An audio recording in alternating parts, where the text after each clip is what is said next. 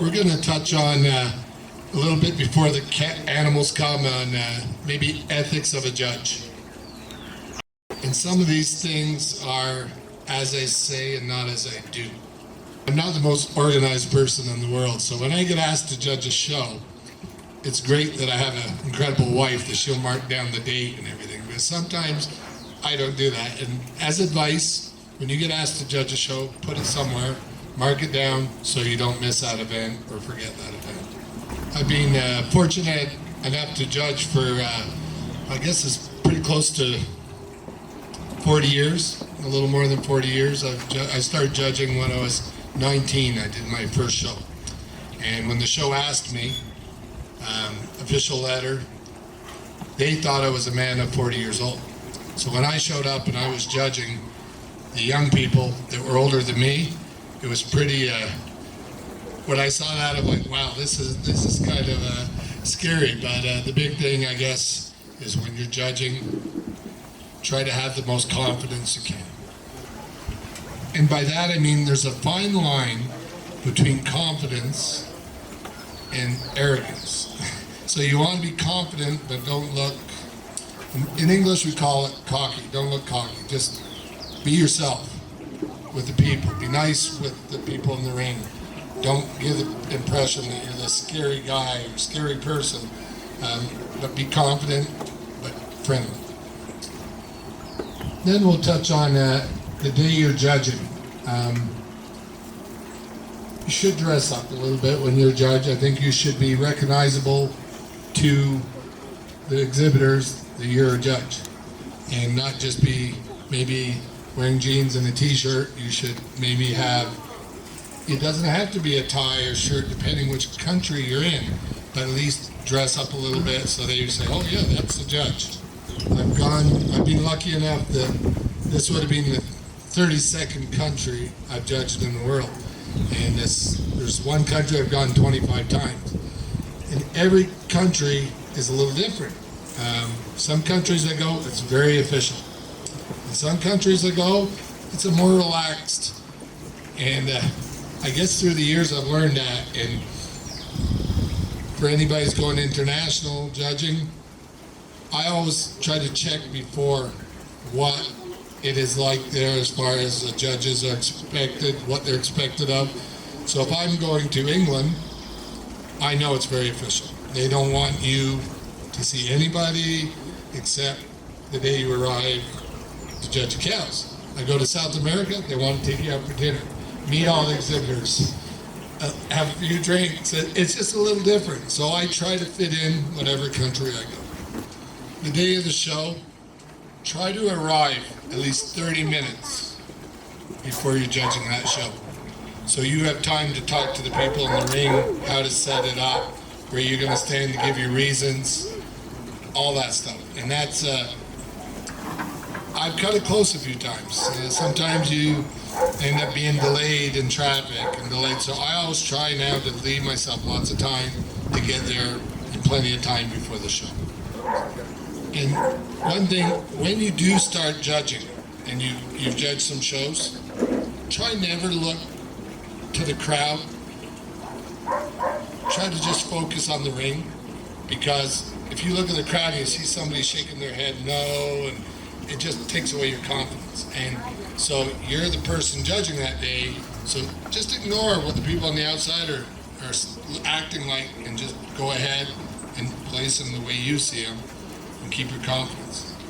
And if you're asked to judge the young handlers, the younger children, it's pretty hard for those children going in a ring. It takes a lot of confidence, like they're intimidated. So if you come in with this stern look on your face and like you're scary, they're not going to relate to you. So I always try to really let the children know. I'll say good morning, and I'll try to have a smile and let them know you're not this bad person, you're just there to judge them. And so that sets up a good relationship with the kids right off, and they know they can actually talk to you and relate to you. They're a lot more comfortable. And before we go too much farther, I want to say for the younger judges, I was very fortunate. I grew up with a father that was a judge. And and I learned so much from my father. When I was like 8, 9 years old, we were judging a cow class in a magazine. And he'd say, just give me a set of reasons. And that's how I learned to give reasons. And then I met my wife at a very young age. We were together, and her father was recognizable as one of the best judges in the world. And he really is my mentor. He's taught me so much about judging. And I always took his advice to heart every time he told me. So for you younger people, and you know somebody that's a judge in your country, don't be scared to go up and say, how should I act? What should I do? And ask for advice, because they're going to help you. I remember when I started judging at a young age, that first show I judged, I never talked on the microphone. And I wasn't comfortable with it. And every time I brought it too close, it would squeal. And so I started my first class, and I'm like, oh, my heart's going like this. So I learned where to hold it, where people could hear me and it wasn't making a noise, and where to stand in the ring that didn't happen. That's important. And I remember I was looking at those animals. I think the first class I had, there was 36. And my father always said, get them in and get them out, but look at them all equally. My friend was judging in the other ring, experienced judge. He had 5 animals, and he had judged for years. And I was giving my reasons on my 36, and his 5 were still going around. So I was maybe a little bit too fast. But I think if you take too long, you lose the confidence of the exhibitors. And if you go too fast, they don't think you're looking at the animals enough. So you'll know when you judge how quick you should be. But if you're scratching your head, and you're out there scratching your head, and you're like, you're losing their confidence in your job. So try, that's what I mean by have confidence, and the speed is very important. And you got to make sure you're not racing through, but you don't want to take all day to do a class. And the best piece of advice I can give you today, don't try to memorize your reasons. I did that. And I'm like, oh, these first 6. And I'm thinking, I go to the mic and I'm trying to remember what I was going to say. Your eyes tell you. So when you judge those animals, you go out to the mic, you're comfortable. When those animals come out, you know why you did it. Talk about what you see. Don't talk about what you're trying to memorize. And that is the best piece of advice I can give you as a judge. Even for the experienced judges. Sometimes you like to turn your back and face the crowd and the class behind you. I say, look at what you're talking about. Look at the animals as they're coming out. You'll know she's flatter, nicer in her bone quality, or she's longer in her neck, or she's got a better fore attachment, longer fore attachment. You'll know why you did it. And that is something that probably is the best piece of advice I can give you. Just a couple more things so we don't go too long, but be concise when you're choosing your animal. I've showed other judges and they'll go around like this. And you're like, did he point to me? So make sure they know you're pointing to them. Because if you're not concise, you're going to end up with somebody in the middle that shouldn't be there, and then you're in a bad situation. So then the bad part is you don't want to make those people leave. So usually I'll just say, you might have to stand here a while. I'm going to bring some and send them ahead. Because you're not there to embarrass anybody. So if you're concise, you're not going to get in that situation. You're going to say, you. And even if I have a ring person, when I'm judging now, I watch out my eyes, make sure the right ones are coming in. Because if they've got 10 feet and they're not, I'll just say, no, just stay before they get embarrassed coming in. So that's really important. It's like a traffic director, like you got to be concise. They got to know you're the one pointing to whoever you are. Just one little, it sounds silly, but it's true.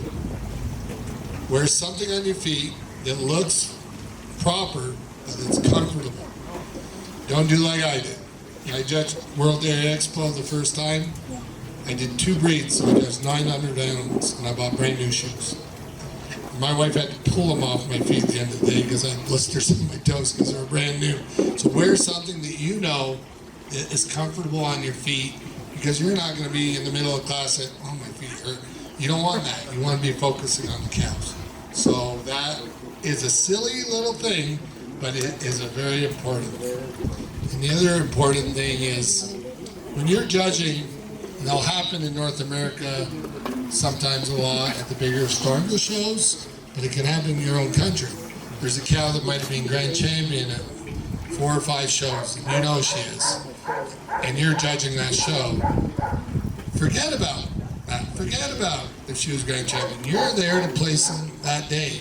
And if she's not the best cow, don't win with her just because she's been winning before. If you think she's 3rd place that day or 2nd place and you can support it with reasons, you do it. But don't beat her just to beat her. If she's not deserving to win, don't be intimidated because I'm going to be not asked to judge again because all these people know this cow never gets beat. You might get asked to judge more because you recognize she wasn't the winner that day. So just remember that. That's very important. You got to forget about what they've done before. If you know the cows, forget about it. You're judging them that day. So in my life, I haven't talked to every person in every class. Madison's 16 in class, I've taught them. And I'm known as one of the fastest judges because I allot my time through my experience of judging to be able to explain why you're in 25th or 30th rather than have to explain it in the barn when you judge 600 head. And you're like, oh, yeah, okay. So that's kind of that's just a little piece of advice. Not everybody's going to be comfortable doing that. But you really should, when you're judging young children, you better take the time, no matter what people say, to tell them why they are where they are.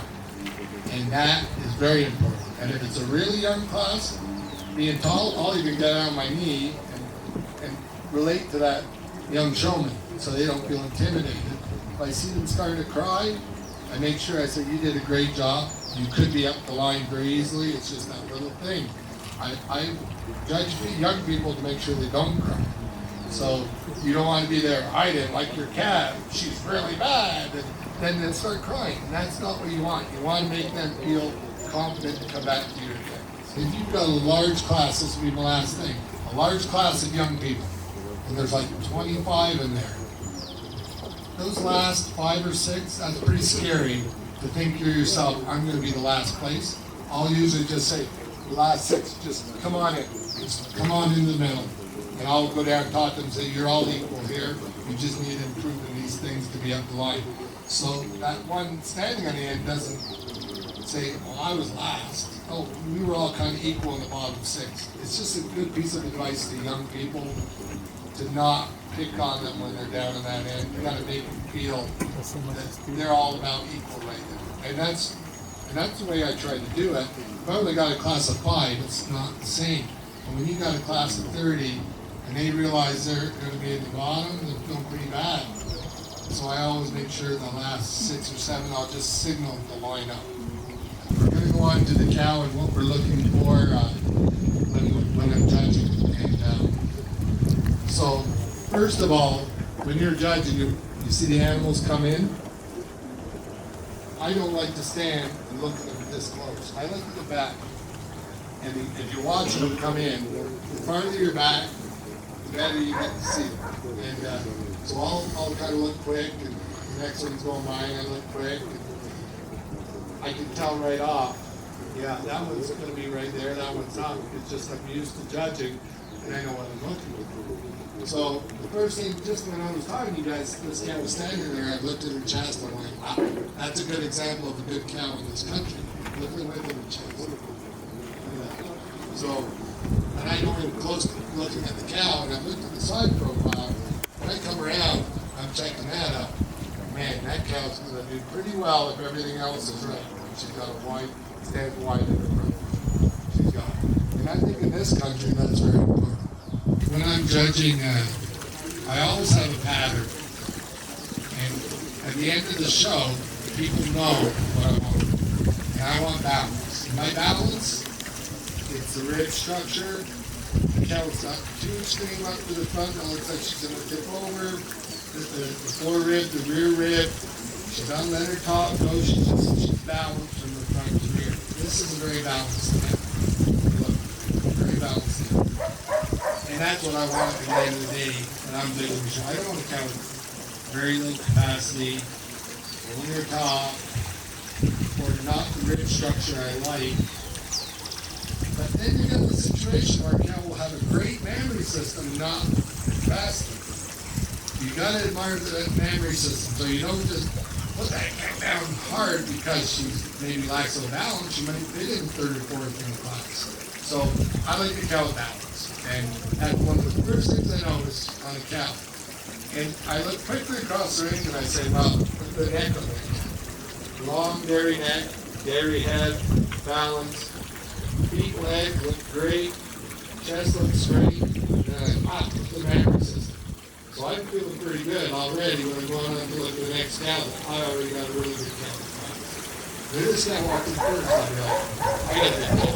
So that's, you look at it quickly first. If you got a class of 5, 8, you can stand back and watch it. If you got a class of 25, you're going to be all day judging. So what I'm trying to do, I look at the first 3 or 4, and then the cow 40 feet in the ring.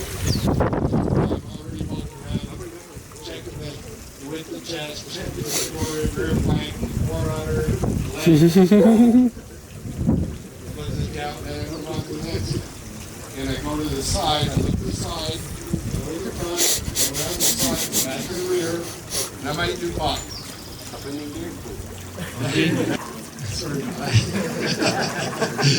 Everybody judging is going to be in the same situation. So if you got 5 cows, you let those 5 cows come in, then look at them, as long as they have room to move. Because there's nothing worse than getting 25 in the ring, they're all stopped, and you haven't had a chance to see them really move. So that's why I do it that way. So if I get a small pen, and it's not big enough, I want to make sure I see them all moving. So those first 5 come in, then I'll go on to the rest, and I'll look at those 5. And then I'll see them moving, and all the time, and I'm comparing. So every animal gets seen. That's the only reason I say that. You only got 5 in class, you can stand in the middle until they get in, you see them all moving, and then go look at the camera. Looking at them coming in, and I say, wow, she's nice. Ooh, I got 4 under, or I don't like that rear under myself. Pastors are really bad, legs are bad. I kind of know I'm not going to be going first and second. I know that already. So that's something you can judge quickly and tell. For me, this is a great example of a really good cat. She came to the show the other day. I would like their lot. So that's the kind of cow she is. If you look, the mammary system, check how high the rear udder is, the ligament, even the front teeth placement and forearm. It's exactly what I would be looking for a really good mammary system. Feet and legs, perfect. Bone quality, perfect. Flat bone, beautiful. Rub structure, very wide. It's good. Pin placement, if anything, it's a little down. That's more functional than a high. So that's good. Joint structure, very good. Angularity. My angularity, I look at the way the cow is up to her front end. She's angular. I look at the way the ribs are. Springer rib, hairy rib, drop to the rib. That all ties in as angularity. And she is excellent for this as well. And a beautiful head, very feminine. Very feminine. And with the head, I also look at the muzzle. You can get a cow with a really narrow muzzle, usually goes narrow in the head. She's got a really good muzzle, really good width ahead too. We've covered what we're looking on the animal. It's how to give the reasons and how to explain what you're looking for. You just don't say, she's got really nice legs. I give the first cow advantage. Nicer legs than the second cow, nicer mammary than the second cow. That's a no-no. Because you need to be able to say why the legs are nicer, why the others nicer. You would say, just pretend there's a second cow and her udders gapping in the front. You would say the first cow is a nicer blending forudder to the body wall. The first cow is higher and wider at the rear attachment. And the thing you remember when you talk talking about and looking for those traits, you don't say bad about the next cow. You don't say bad about the next cow. You never talk bad about the cows. You talk positive about the cows. I always try to say something positive about every cow. So I'll say how much I love the first cow. I'll explain what I like, and then I'll move right on and say she blends better, the 4 out of her tap into the body wall.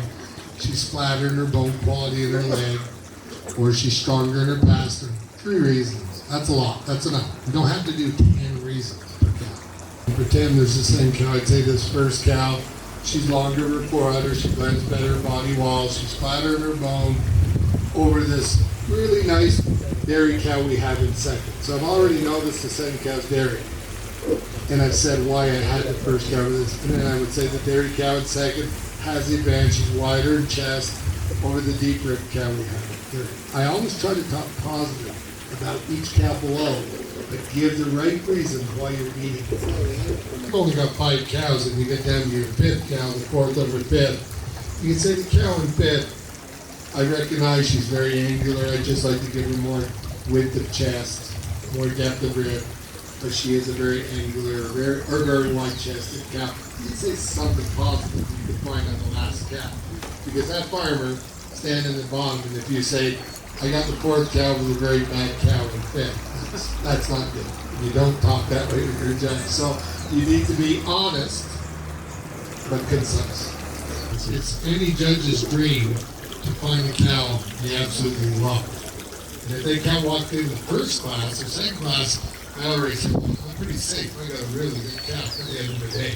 And you know, I said that. When I'm judging, I'll say, wow, I got a nice cow at the end of the day. And sometimes that happens in the last class, and they're like, wow. And say, you know, and it's a nice feeling as a judge because you feel confident about what you're going to do. Secret element. And the last thing, I don't want to drag it out, like I said the other day at the show, if you don't have the exact placings of the official, but you can argue, well, the second cow, I prefer the rump structure, the loin strain, over the one that was first, and you give a substantial reason, you're not necessarily wrong. It's that judge's opinion that day, and you can make your reason support it. But if you got the last place cow first, and it's really obvious, then you're really going to have to come good with the reasons, because so you try to get it fairly close. It might be class of 6, and you might be, oh, I had the first 3 mixed up, but I had the last 3 exactly right. That's okay.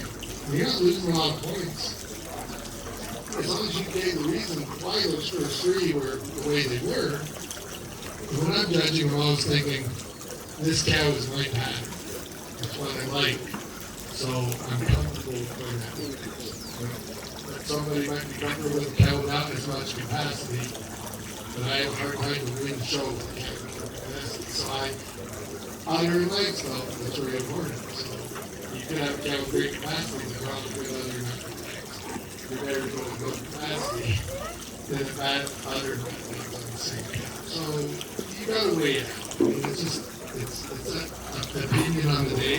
If you can learn to give reasons to support it, and descriptive reasons. It's not just the first cow has better legs than the second cow. The second has better udder. Say why the other is better, why the legs are better.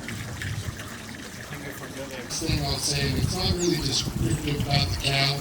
When you're judging or replacing those cows, I usually go up.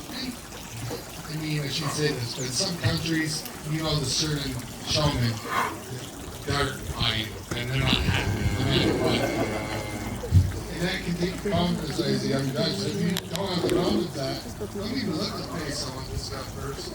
Just there, back and forth without looking at the eyes. I look at everybody, and I know when the guy's mad, and I'll just laugh at myself. But for a young judge, it can scare you.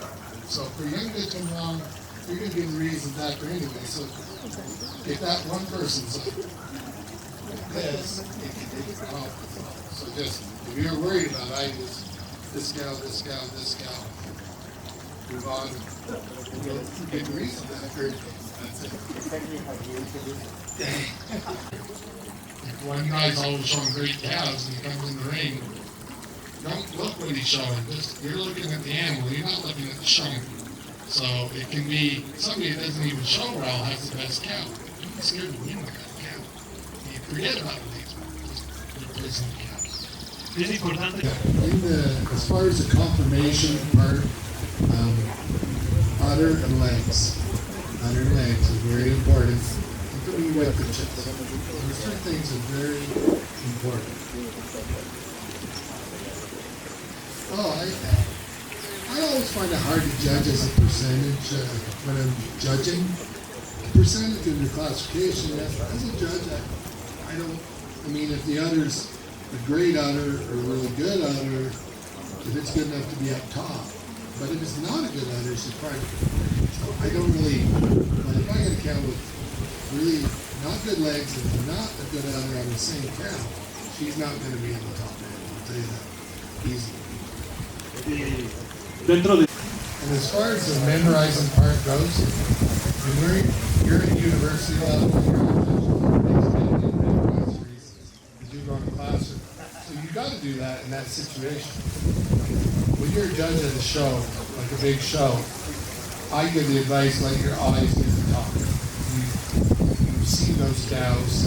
And I talk to an exhibitor, so I remember exactly why you did it. Those cows come around. My eyes do get uncomfortable. I used to go to my UK. I got to know the first cow was this and the second cow. And then I realized, just look at the cows.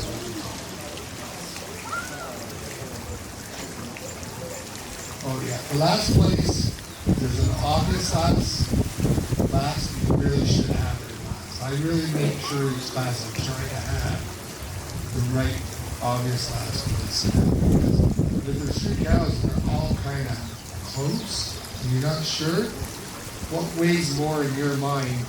The udder was better on this one than the udder on that one. The legs were better.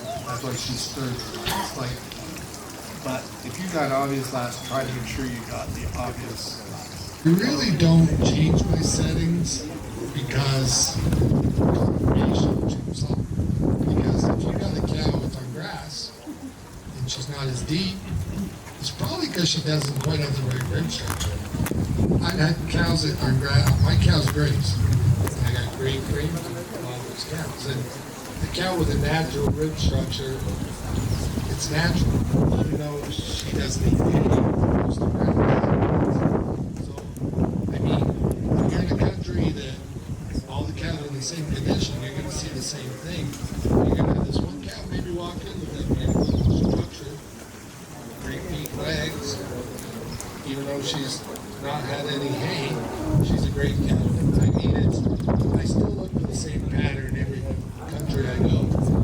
But it's a country that sets a pattern. Maybe their cows aren't going to be as deep, so I'm picking the best of what I can. When you're worried about getting reasons, and you just come to a show and you never practiced, it's like, wow.